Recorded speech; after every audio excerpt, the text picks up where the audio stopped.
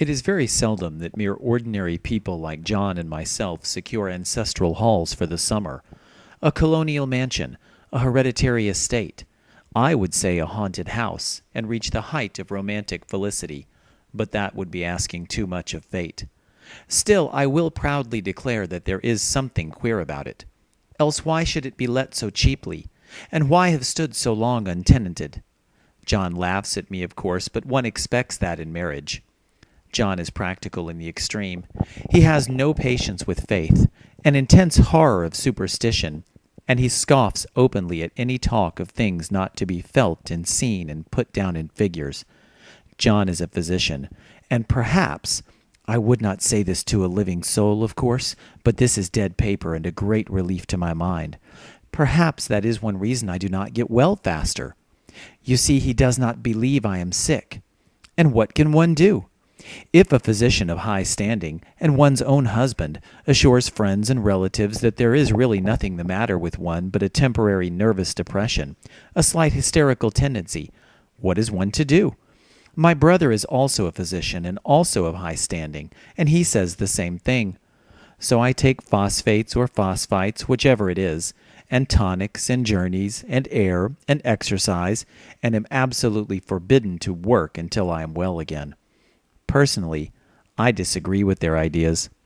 Personally, I believe that congenial work with excitement and change would do me good. But what is one to do?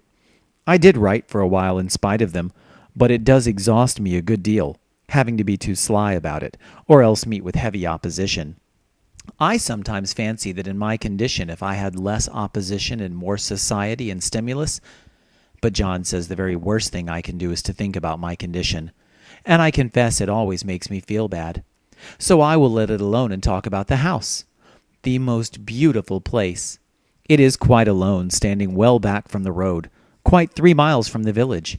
It makes me think of English places that you read about, for there are hedges and walls and gates that lock, and lots of separate little houses for the gardeners and people. There is a delicious garden. I never saw such a garden. Large and shady, full of box-bordered paths, and lined with long grape-covered arbors with seats under them. There were greenhouses, too, but they are all broken now. There was some legal trouble, I believe, something about the heirs and co-heirs. Anyhow, the place has been empty for years. That spoils my ghostliness, I am afraid, but I don't care. There is something strange about the house. I can feel it. I even said so to John one moonlight evening, but he said what I felt was a draught and shut the window. I get unreasonably angry with John. Sometimes I'm sure I never used to be so sensitive. I think it is due to this nervous condition. But John says if I feel so, I shall neglect proper self-control. So I take pains to control myself. Before him, at least. And that makes me very tired. I don't like our room a bit. I wanted one downstairs that opened on the piazza and had roses all over the window, and such pretty old-fashioned chintz hangings. But John would not hear of it. He said there was only one window and not room for 2 beds, and no near room for him if he took another. He is very careful and loving, and hardly lets me stir without special direction. I have a scheduled prescription for each hour in the day. He takes all care from me, and so I feel basely ungrateful not to value it more. He said we came here solely on my account, that I was to have perfect rest and all the air I could get. Your exercise depends on your strength, my dear, said he, and your food somewhat on your appetite, but air you can absorb all the time. So we took the nursery at the top of the house. It is a big, airy room, the whole floor nearly, with windows that look all ways, and air and sunshine galore. It was nursery first, and then playroom and gymnasium, I should judge, for the windows are barred for little children, and there are rings and things in the walls. The paint and paper look as if a boys' school had used it. It is stripped off, the paper in great patches all around the head of my bed, about as far as I can reach, and in a great place on the other side of the room, low down. I never saw worse paper in my life. One of those sprawling, flamboyant patterns committing every artistic sin. It is dull enough to confuse the eye in following, pronounced enough to constantly irritate and provoke study, and when you follow the lame, uncertain curves for a little distance, they suddenly commit suicide, plunge off at outrageous angles, destroy themselves in unheard-of contradictions. The color is repellent, almost revolting, a smoldering, unclean yellow, strangely faded by the slow-turning sunlight. It is a dull yet lurid orange in some places, a sickly sulphur tint in others. No wonder the children hated it. I should hate it myself if I had to live in this room long. There comes John, and I must put this away. He hates to have me write a word. We have been here 2 weeks, and I haven't felt like writing before, since that first day.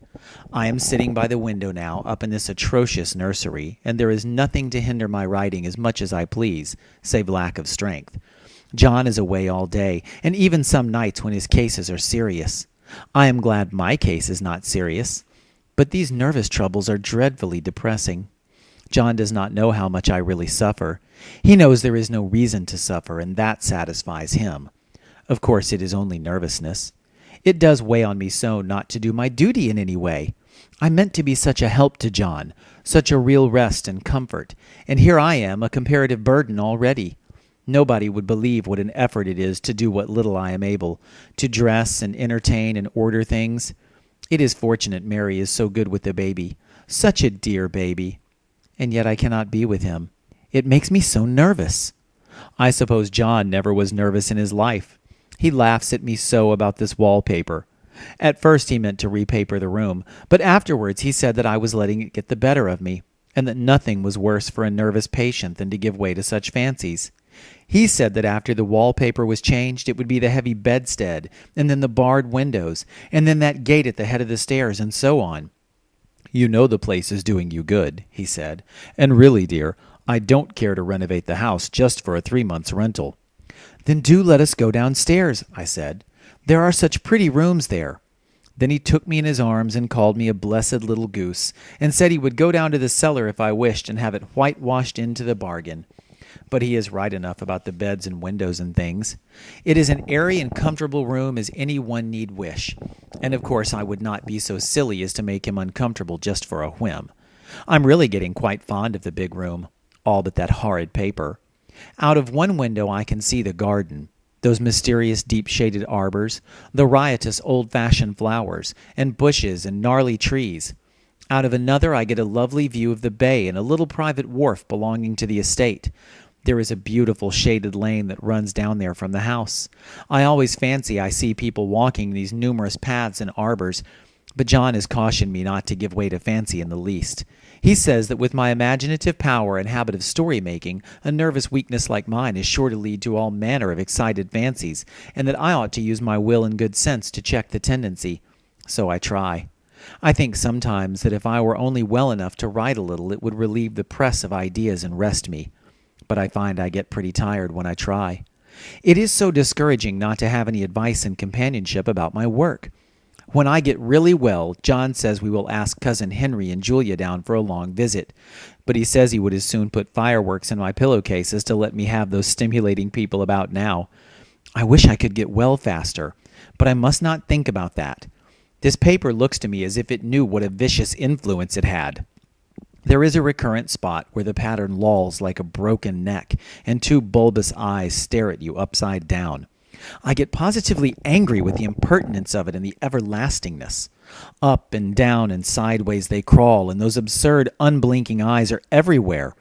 There is one place where 2 breaths didn't match, and the eyes go all up and down the line, one a little higher than the other. I never saw so much expression in an inanimate thing before, and we all know how much expression they have. I used to lie awake as a child and get more entertainment and terror out of blank walls and plain furniture than most children could find in a toy store. I remember what a kindly wink the knobs of our big old bureau used to have, and there was one chair that always seemed like a strong friend.